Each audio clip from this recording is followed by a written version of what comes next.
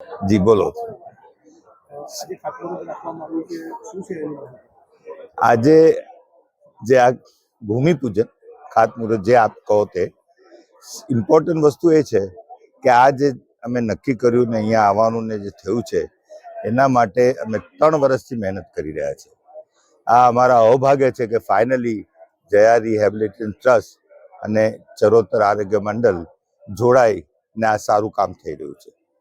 V are looking forward to work very closely with Charotar Arogyadham Mandal સાથે. એમાં જે લોકો બધા અમારી સાથે કામ કરીને અહીંયા આજના દિવસ સુધી જે આવ્યા છે એમાં અતુલભાઈ, અમિતભાઈ, જાગૃતભાઈ, મુકેશભાઈ એ બધાનો ઘણો સાથ રહ્યો છે. આ બધાને જોડવા માટે જે શરૂઆત થઈ છે એ એક માણસ છે જેને હું અહીંયા આ બાબતમાં અહીંયા જાણતો નહોતો, કશું ખબર નહીં, જયાને કાંઈ ખબર નહોતું.